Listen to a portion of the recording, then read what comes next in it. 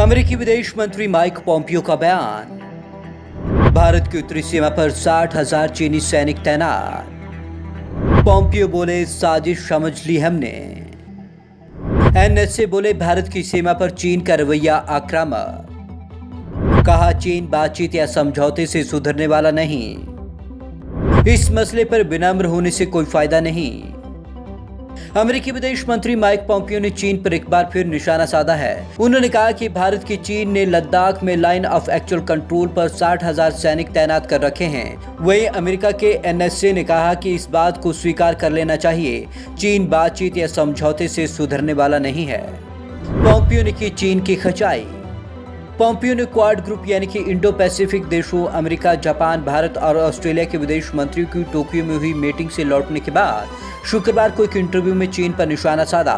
Quad की meeting में भारत के विदेश मंत्री एस जयशंकर भी शामिल हुए थे। पोम्पियो ने कहा, हिमालय में चीन और भारत का सीधा आमना सामना हो रहा है। उन्होंने कहा कि दुनिया के 4 बड़े लोकतांत्रिक देशों अमेरिका, भारत, जापान और ऑस्ट्रेलिया को चीन से खतरा है। आपको बता दें, ये सभी देश क्वाड के सदस्य देश हैं। पोम्पियो ने कहा कि दुनिया इसे लंबे समय से नजरअंदाज करती आई है। अमेरिका की पिछली सरकारों ने टेके चीन के आगे घुटने। पोम्पियो ने कहा कि पश्चिम देशों ने अब तक चीन को अपने ऊपर हावी होने दिया। अमेरिका की पिछली सरकारों ने चीन के सामने घुटने टेक दिए। चीन ने हमारी बौद्धिक संपदा चुराई, इसके जरिए उसने लाखों नौकरियों पर कब्जा कर लिया।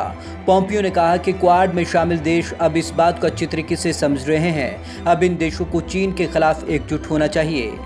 वुहान से ही निकला था कोरोना। पोम्पियो ने एक चैनल को दिए गए इंटरव्यू में ये भी कहा कि चीन के वुहान से कोरोना निकला था। ऑस्ट्रेलिया ने उसकी जांच की मांग की तो चीन ने उसे धमकाया। चीन कई देशों से बुरा बर्ताव कर रहा है। चीन बातचीत या समझौतों से नहीं सुधरेगा। उधर अमेरिका के राष्ट्रीय सुरक्षा सलाहकार रॉबर्ट ओबर्न ने कहा कि भारत की सीमा पर चीन का रवैया आक्रामक है। अब हमें स्वीकार कर लेना चाहिए कि चीन बातचीत या समझौते से अपना रवैया नहीं बदल सकता, वह नहीं सुधर सकता। अब इस मसले पर नजर बचाने या विनम्र होने का कोई लाभ नहीं। हम लंबे समय से कर रहे हैं। चीन एलएसी पर कब्जे की कोशिश कर रहा है। हर जगह दिख रही चीन की विस्तारवादी आक्रामकता। ब्रायन ने कहा कि चीन की विस्तारवादी आक्रामकता ताइवान और जल डमरू मध्य में भी स्पष्ट है। वहां धमकाने के लिए चीनी सेना लगातार सैन्य अभ्यास कर रही है।